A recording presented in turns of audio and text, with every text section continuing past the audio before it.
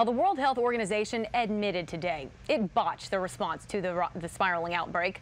President Obama has appointed former Vice Presidential Chief of Staff Ron Klain as U.S. Ebola czar to deal with the outbreak here. And we are also learning new details this noon about the 2 American nurses infected with the virus. One of those nurses is now in the D.C. area. Our cameras were there as Nina Pham landed in Frederick, Maryland early this morning. She is now at the National Institutes of Health in Bethesda, and NIH just provided ABC7 with an update on that patient. And our Jeanette Reyes is there live with the very latest. So, Jeanette, what did doctors have to say? Well, Autria, that press conference wrapped up about an hour ago. Doctors here saying that Nina Pham is in fair condition. She's in good spirits, but is very tired after that long flight from Dallas last night. I want you to take a look at these images. ABC7 News was there as she landed less than 24 hours ago at a Frederick airport. She was transported via ambulance to this clinical facility and into the hands of some of the most highly trained physicians and nurses in the world. One doctor here calling this hospital the House of Hope. Officials here wouldn't release many details on Pham's condition because of privacy laws, but say she is extremely fatigued, especially after last night's long trip. The doctor, Dr. Fauci, or the director rather, Dr. Fauci, added that this virus wreaks havoc on the body and knocks you out. Those are his words. But the 26-year-old nurse is being cared for and closely monitored by up to 10 nurses around the clock. They're all doing what they can to treat the symptoms since there is no treatment for the virus itself. Still, Dr. Fauci admits Ebola is unpredictable, even for some of the best doctors in the world. It is impossible to say how she's doing compared to others. This is an individual patient that you treat each individual patient as an individual patient. And that's what we're interested in, not how she's doing compared to others. We will take care of this patient.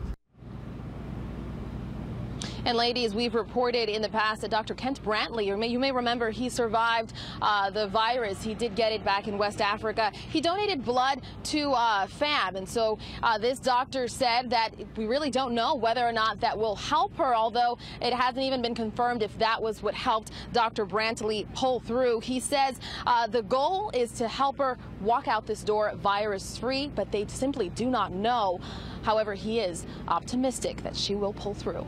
Reporting live in Bethesda, Jeanette Reyes, ABC7 News. Jeanette, thank you. And a short time ago, Maryland Governor Martin O'Malley talked about why a nurse with Ebola was transferred to the Free State. He says Maryland has some of the best healthcare professionals in the world with experience dealing with SARS, MERS, swine flu, and anthrax. He also said Marylanders should be more worried about the patients that are overseas. Our hearts go out to all of those families who have been affected by Ebola and the tragedy and the tremendous loss of life that has occurred among our neighbors in West Africa. And more officials are weighing in. D.C. Delegate Eleanor Holmes Norton appeared on News Channel 8's News Talk. She says she is very pleased with D.C.'s response and the nation's.